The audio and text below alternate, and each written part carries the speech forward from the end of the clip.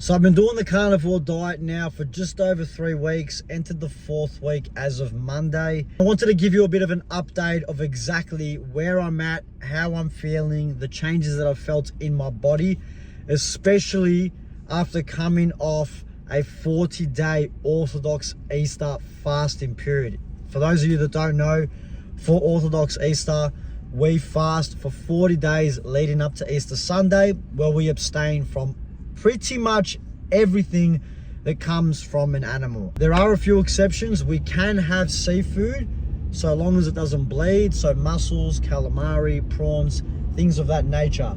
But the bottom line is most of animals are completely eradicated.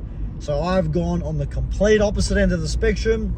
I'm into the 4th week right now, so this is where I'm at. Since starting the carnivore diet, I have dropped almost 4 kilos in a 3-week period.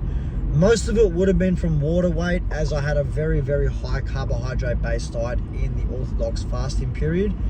However, since losing the majority of the weight for the first couple of weeks, my weight has stabilized at around the 67 kilo mark, which is about 3.8 to 4 kilos from where I started off at the 70.7 mark from memory. It took me about 2 weeks to reach a state of ketosis. I took my blood ketone reading last week and I received a reading of 0.6 millimole. Now, from an energy standpoint, I feel so much better. I can't explain it. When I used to wake up doing the vegan fasting, I was essentially starving. I was wanting to eat straight away, and as soon as I ate, the hunger levels would bounce back only hours later. Now I get up, I honestly don't feel like I need to eat for up until midnight and beyond. The only reason I am eating is because I am trying to time my meals around my lifestyle habits of working and training, but I'm not necessarily having to eat. My body isn't yearning for it.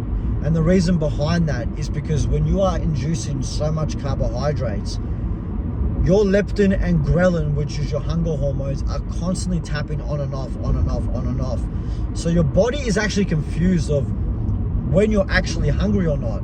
On top of that, the rewarding sensation that you receive from eating carbs is monumentally different to when you eat proteins and fats. Your body and your brain doesn't release that dopamine hit like it does when you eat carbohydrates. So when you eat carbs and your body's getting that dopamine sensation, it makes it a lot more difficult for you to stop eating. Whereas when you're eating proteins and fats only, you stop eating because you don't need to eat anymore. So it takes us back closer to the way our ancestors were. When they hunted food, they'd eat it, and their body naturally would tell them, I need to stop eating because I have sustained enough nutrients, just like the animals in the animal kingdom do. Animals in the wild are never obese. Animals in the wild are never overweight. Have you actually ever thought to wonder why? The reason being is because they're eating the food that is designed for their body. Us as humans, when we eat food that's not designed for our body, like sugars, cereals, breads, it's very easy for us to overconsume these foods because they're literally torching up our brain with dopamine signals. When we strip it back and only eat steaks, it's very, very difficult to overeat a steak, let me tell you. So naturally, you're going to lose weight because you're going to be eating less, number one. And number two, you're going to be dropping your water weight because you're not inducing carbohydrates. And this is why I'm a firm believer that if you sustain a carnivore diet over a long enough period of time, your body will eventually find its weight in which it is naturally sustaining itself. And I think at this point, mine is 67 kilos. I'm training the same. I'm eating what is naturally, or what I'm feeling naturally I should be eating. So now I think 67 kilos is really my baseline level of where my body should be at.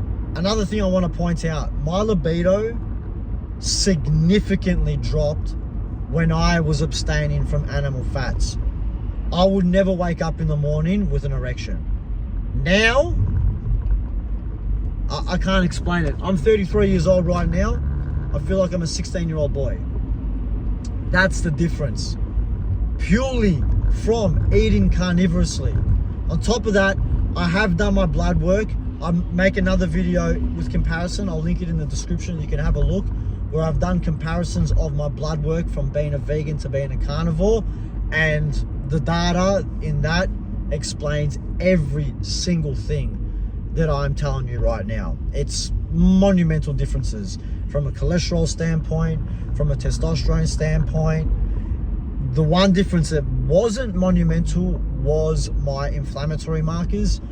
But the reason being behind that is because I've been living a very, very healthy lifestyle for the majority of my life. So 40 days of fasting isn't going to override 30 odd years of doing the right thing. But you can check out the other video in which I explain that in more depth.